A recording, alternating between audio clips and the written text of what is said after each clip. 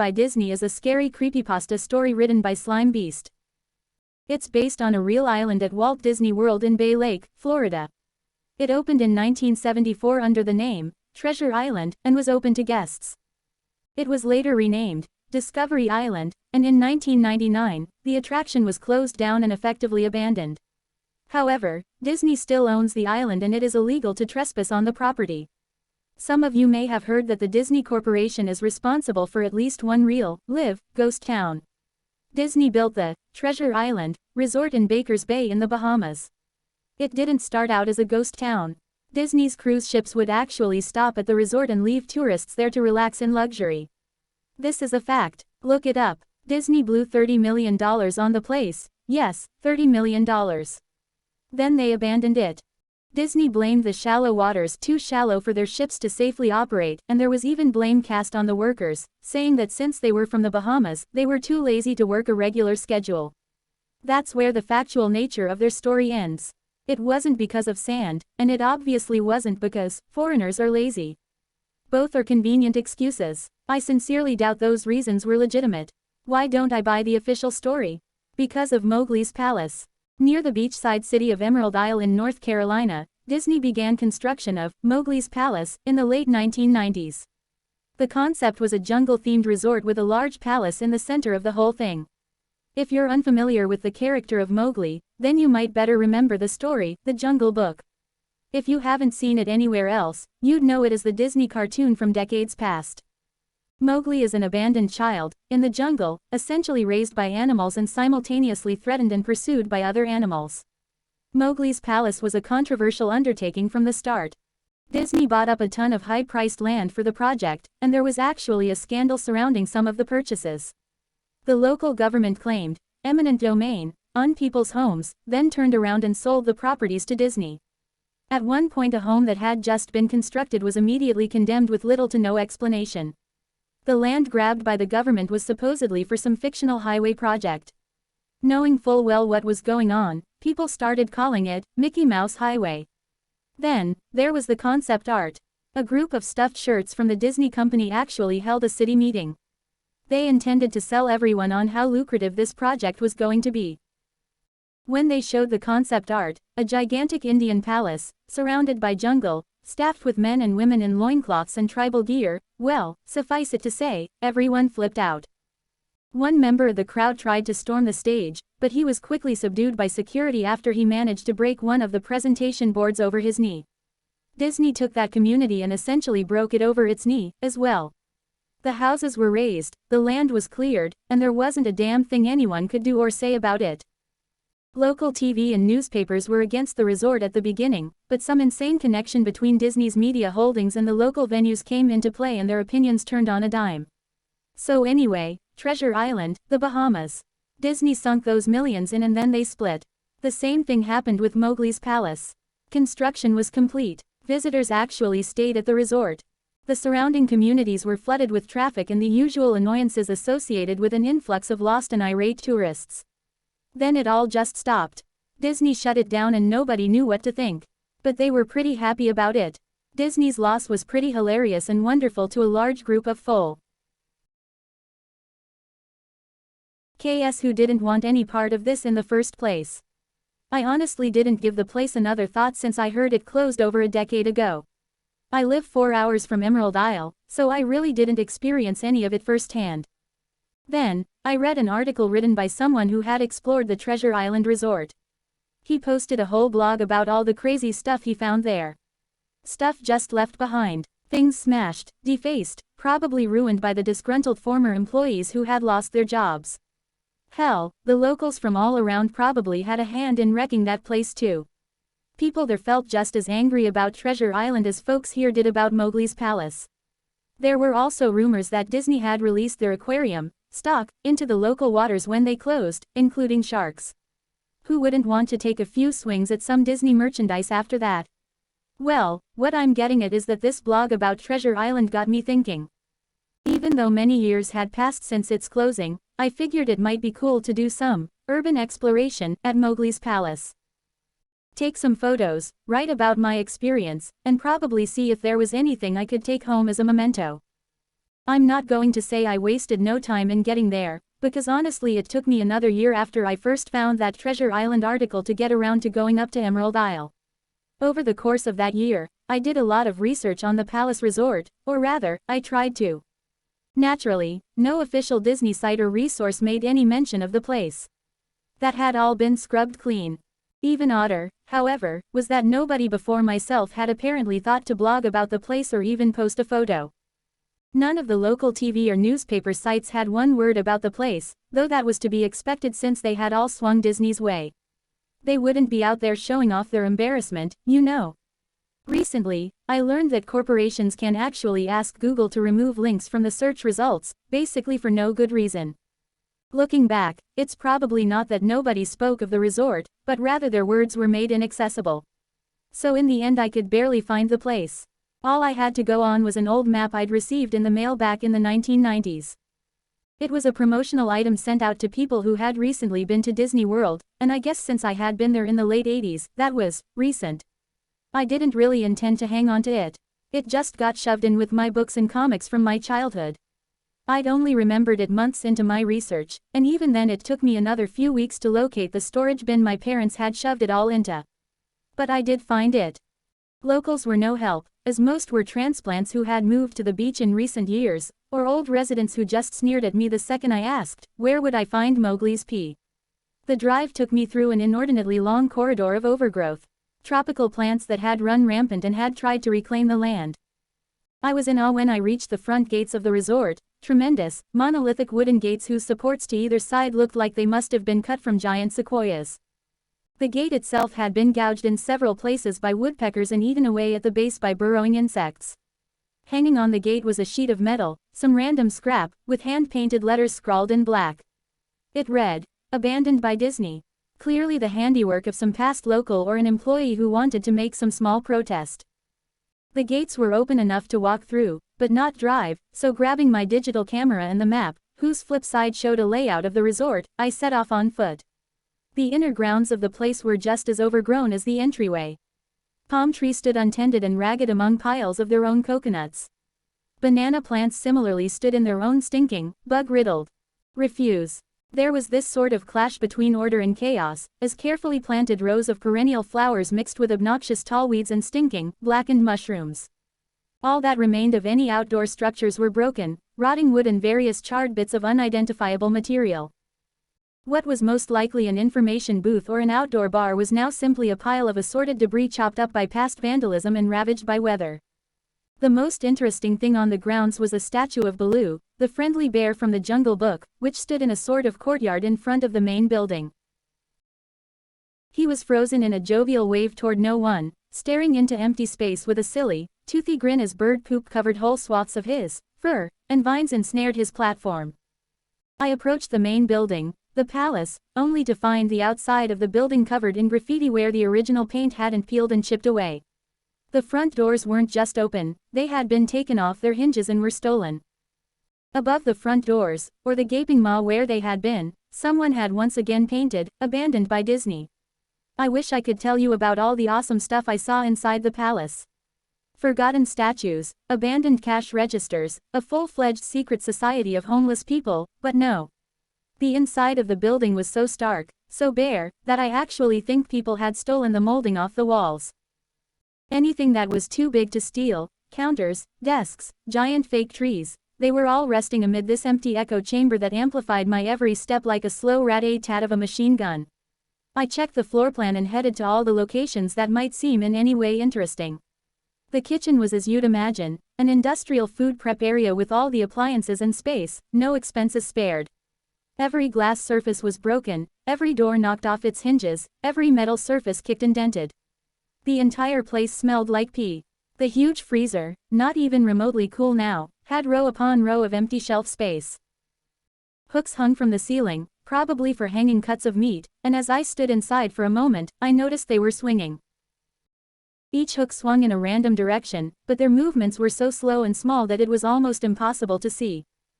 I figured it had been caused by my footsteps, so I stopped one from swinging by clutching it in my fist, then carefully letting go, but within seconds it started to swing once more. The bathrooms were in much the same state as the rest of the place. Just like the Treasure Island Resort, someone had methodically smashed each porcelain commode with coconuts and other implements. There was about a half-inch of rancid, stinking stagnant water on the floor, so I didn't stay there very long. What's odd is that the toilets and the sinks and the bidets in the ladies' room, yes, I went there, all dripped, leaked, or just ran freely. It seemed to me that they should have shut the water off long ago. There were plenty of rooms in the resort, but naturally I didn't have time to look through them all. The few I did peer into were similarly wrecked, and I didn't expect to find anything there. I thought there was actually a television or radio in one room, as I really think I heard a quiet conversation coming out. Though it was like a whisper, probably my own breathing echoing in the silence, or just another case of the sound of flowing water playing tricks on the mind, this is what it sounded like. 1. I didn't believe it. 2. Short, unknown reply. 1. I didn't know that. I didn't know that. 2. Your father told you. 1. Unknown reply, or possibly just weeping. I know, that sounds ridiculous. I'm just telling you what I experienced, why I thought there might have been something running in that room, or worse, some vagrants who had holed up there and probably would have knifed me. At the front doors of the Palak. Again, I figured I hadn't found anything of note and had wasted the trip up. As I looked out the door, I noticed something interesting in the courtyard that I had apparently missed. Something that would give me at least one thing to show for all my trouble, even if it was just a photograph. There is a lifelike statue of a python, maybe 80 feet long, coiled up and sunning itself on a pedestal right in the center of the area. It was almost time for the sun to start setting, so the light fell onto the object in the perfect way for a photograph. I approached the python and snapped a photo. Then I stood on my toes and snapped another. I moved closer again to get the detail of its face. Slowly, casually, the python lifted its head, looked directly into my eyes, turned, and slithered off the pedestal, across the grass, and into the trees. All 80 feet of it. Its head long disappeared into the woods before its tail even left the sunning spot. Disney had released all their exotic animals onto the grounds. Right there on my floor plan map was the reptile house. I should have known. I'd read about the sharks at Treasure Isle, and I should have known they'd done this. I was dumbfounded, just utterly stupefied. My mouth must have been hanging open for the longest time before I came back down to earth and snapped it shut. I blinked a few times and backed away from where the snake had been, back toward the palace. Even though it was totally gone, I still wasn't taking any chances and backed my way into the building. It took a few deep breaths and slaps to my own face to get myself right in the head again after that. I looked for a place to sit down, as my legs were feeling a bit like jelly at this point. Of course, there was no place to sit down unless I wanted to recline in the broken glass and dead leaf carpet or haul myself up onto a desk of questionably reliability. I had seen some stairs near the palace's lobby and decided to go have a seat there until I felt better. The staircase was far enough away from the front of the building to be relatively clean, save for a startling accumulation of dust. I pulled a wedge of metal off the wall, once again painted with the "Abandoned by Disney" motto I'd become accustomed to. I placed the wedge on the stairs and sat on it to keep at least somewhat clean. The stairway led downward, below ground level. Using my camera flash as a sort of improvised flashlight, I could see that the staircase ended in a metal mesh door with a padlock.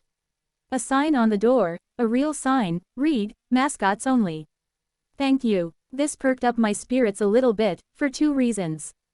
1. A mascots only area would have definitely had some interesting stuff back in the day. 2. The padlock was still in place. Nobody had gone down there. Not the vandals, not the looters, nobody. This was the one place I could actually explore, and perhaps find something interesting to photograph or take home with me. I had come to the palace essentially agreeing with myself that it was okay to take anything I wanted because, hey, it was all abandoned. It didn't take much force to bust the lock. Well, actually that's wrong. It didn't take much to bust the metal plate on the wall that the padlock was hooked to. Time and decay had done most of the work for me, and I was able to bend the metal plate enough to pull the screws out of the wall, something nobody else had apparently thought to do at the time. The mascots only area was a startling and very welcome change from the rest of the building I'd seen. For one, every second or third fluorescent light overhead was illuminated, even though they flickered and faded randomly. Also, nothing had been stolen or broken, although age and exposure were definitely taking their toll. Tables had notepads and pens, there were clocks, even a punch-in clock on the wall complete with filled-out time cards. Chairs were scattered around and there was even a small break room with an old, IC-filled television and long rotted-out food and drink on the counters.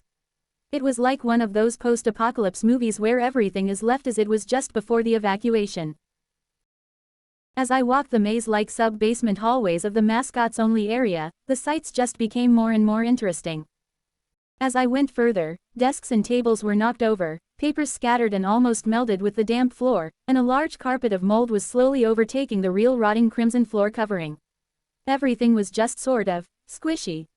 Anything wooden disintegrated into mush when I applied even the least amount of force, and clothing items hanging on hooks in one of the rooms simply fell to moist threads if I tried to unhook them. One thing that annoyed me was that the light was becoming more sparse and unreliable as I went further into the dank, suffocating depths of the place. Eventually, I reached a black and yellow striped door with the words, "Character Prep 1" stenciled on it. The door wouldn't open at first. I figured this was probably where the costumes were kept, and I definitely wanted a photograph of that twisted, stinking mess. Try as I might, whatever angle or trick I tried, the door wouldn't budge. That is, until I gave up and started to walk away. That was when there was a slight popping sound and the door creaked open slowly. Inside, the room was completely dark. Pitch black. I used the camera flash to look for a light switch in the wall by the door, but there was nothing. As I made my search, I was jarred out of my sense of excitement by a loud electrical buzz. Rows of lights overhead suddenly flashed to life, flickering and fading in and out like the rest I had passed. It took a second for my eyes to adjust, and it seemed like the light was going to just keep getting brighter until all the bulbs exploded, but just when I thought it would reach that critical stage, the lights dimmed a bit and steadied. The room was exactly as I had pictured it. Various Disney costumes hung on the walls, fully put together like strange cartoon cadavers hung from invisible nooses. There was an entire rack of loincloths and native clothes on hangers toward the back. What I found odd, and what I wanted to photograph right away, was a Mickey Mouse costume at the center of the room. Unlike the other costumes, it was lying on its back in the center of the floor like a murder victim. The fur on the costume was rotten and shedding, creating bare patches. What was even odder, however, was the coloring of the costume. It was like a photo negative of the actual Mickey Mouse. Black where he should be white and white where he should be black. His normally red overalls were light blue. The sight was off-putting enough that I actually put off photographing the thing until last. I took a picture of the costumes hanging on the walls. Upward angles, downward angles, side shots to show an entire row of frozen, putrid cartoon faces, some with plastic eyes missing. Then I decided to stage a shot. Just one of the bedraggled character heads on the slick, grimy floor. I reached for the headpiece of a Donald Duck costume and carefully removed it so the thing wouldn't fall apart in my hands. As I looked into the face of the wide-eyed, moldering head, a loud clattering sound made me jump with fright. I looked down at my feet, and there between my shoes was a human skull. It had fallen out of the mascot head and shattered into pieces at my feet. Only the empty face and lower jaw remained, staring up at me. I dropped the duck head immediately, as you'd expect, and moved for the door. As I stood in the doorway, I looked back to the skull on the floor. I had to take a picture of it, you know. I had to, for any number of reasons that may seem silly, but only if you don't think it through.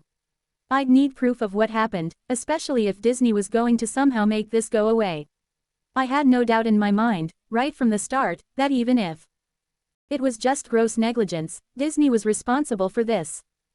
That's when Mickey, that photo negative, opposite Mickey in the middle of the floor, started to get up, first sitting up, then climbing to its feet. The Mickey Mouse costume, or whoever was inside of it, stood there at the center of the room, its fake face just staring directly at me as I mumbled, "No," over and over and over. With shaking hands, a violently thrashing heart, and legs that had once again turned to jelly, I managed to lift the camera and aim it at the opposite creature now quietly sizing me up. The digital camera's screen displayed only dead pixels in the shape of the thing. It was a perfect silhouette of the Mickey costume. As the camera moved in my unsteady hands, the dead pixels spread, marring the screen wherever Mickey's outline moved to. Then the camera died, went blank and quiet and broken. I raised my eyes once again to the Mickey Mouse costume. "Hey," it said in a hushed, but perfectly executed Mickey Mouse voice. "Wanna see my head come off?" It started to pull at its own head, working its clumsy, glove-clad fingers around its neck with clawing, impatient movements similar to a wounded man trying to pull himself free of a predator's jaws. As it worked its digits into its neck, so much blood. So much thick, chunky, yellow blood. I turned away as I heard a sickening tearing of cloth and flesh. I only cared about getting away. Above the doorway outside this room, I caught a glimpse of the final message that had been clawed into the metal with bone or fingernails. Abandoned by God. I never got the pictures out of the camera. I never wrote the blog entry about it. After I ran from that place, fled for my sanity if not my very life, I knew why Disney didn't want anyone to know about this place. They didn't want anyone like me getting in. They didn't want anything like that getting out.